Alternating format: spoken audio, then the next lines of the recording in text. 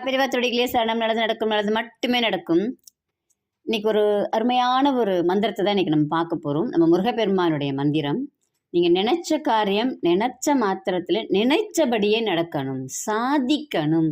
இல்லை எனக்கு இந்த பிரச்சனைகள் எல்லாம் தீரணும் அப்படின்னு யோசிக்கிறீங்க அப்படின்னா, நம்ம எல்லாருக்கும் கிடைத்த ஒரு வரப்பிரசாதம் தான் இந்த ஒரு வரி மந்திரம் அப்படிங்கிறது. இந்த ஒரு வரி மந்திரம் யார் கொடுத்தது அப்படின்னா பாம்பன் சுவாமிகள் கொடுத்தது. இது என்ன சொல்கிறாங்கன்னா கந்த கவசம் அப்படின்னு சொல்கிறாங்க. கந்த பெருமான் இந்த மந்திரத்தை சொல்பவர்களுக்கு கவசமாக இருப்பார், நம்மளை காப்பாற்றுவார்.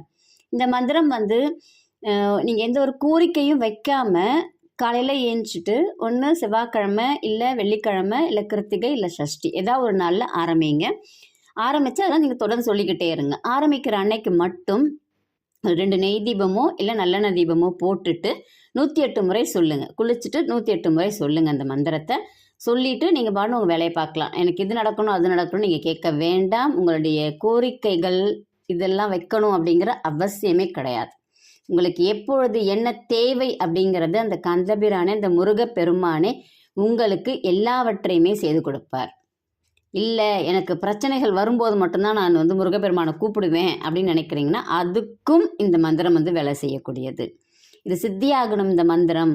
இதை நம்ம இப்படி சொல்லணும் அப்படி சொல்லணும்லாம் கிடையாது. நீங்கள் ஆஃபீஸில் ஒரு பிரச்சனை வருதா, ஒன்றும் பிரச்சனை இல்லை. நீங்கள் இந்த மந்திரத்தை மட்டும் வாயில் சொல்லிக்கிட்டே இருங்க, முணுமுணுத்துக்கிட்டே இருங்க. முணுமுணுத்துக்கிட்டே இருந்தீங்கன்னா அந்த பிரச்சனை வந்த வழி தெரியாமல் ஓடிவிடும். இல்லைன்னா முருகப்பெருமானே யாராவது ஒருத்தவங்கள உங்களுக்காக அனுப்பி அந்த பிரச்சனைக்குரிய வழியை காட்டுவார். இது நிச்சயமான உண்மை. என்ன மந்திரம்னு பார்த்துலாங்களா? ஓம் ஐம் ரீம் வேல் காக்க, ஓம் ஐம் ரீம் வேல் காக்க, ஓம் ஐம் ரீம் வேல் காக்க. அவ்வளோதாங்க. இந்த மந்திரத்தை நீங்கள் உங்கள் பிரச்சனைகள் வரும்போது கூட நீங்கள் சொல்லிக்கிட்டே இருக்கலாம். அப்படி சொல்கிறீங்க அப்படின்னா அதுக்கு கட்டுப்பாடுகள் கிடையாது, எண்ணிக்கைகள் கிடையாது, நம்பிக்கை மட்டும்தான் வேணும். முருகப்பெருமானை நினச்சிக்குங்க. முருகா நான் எந்த தப்பும் பண்ணல, இந்த பிரச்சனையிலேருந்து என்னை வெளில விட்டுரு, அவ்வளோதான். நீங்கள் வைக்கலுங்க. கேட்டிங்கன்னா கண்டிப்பாக முருகப்பெருமான் அந்த பிரச்சனைக்குரிய தீர்வை உங்களுக்கு அன்னைக்கே கொடுப்பார்.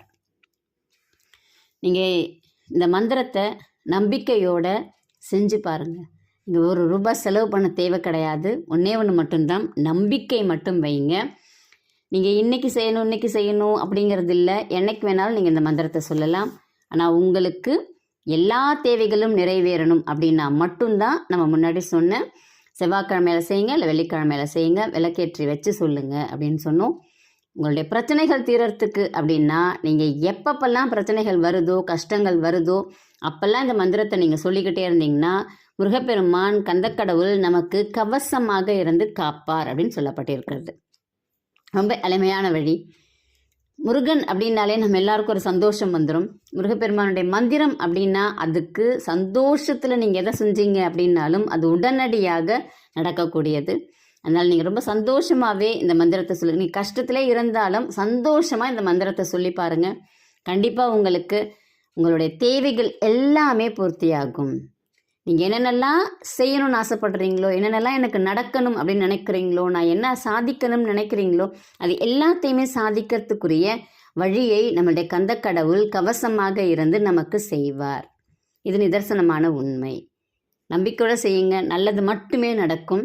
ஒரு ஜாதகம் பார்க்கணும் இல்லை மலர் மருத்துவம் கற்றுக்கொள்ளணும் அப்படின்னு அந்த பதிவில் வரக்கூடிய எண்ணுக்கு தொடர்பு கொள்ளுங்கள். நல்லதே நடக்கும். நன்றி, வணக்கம்.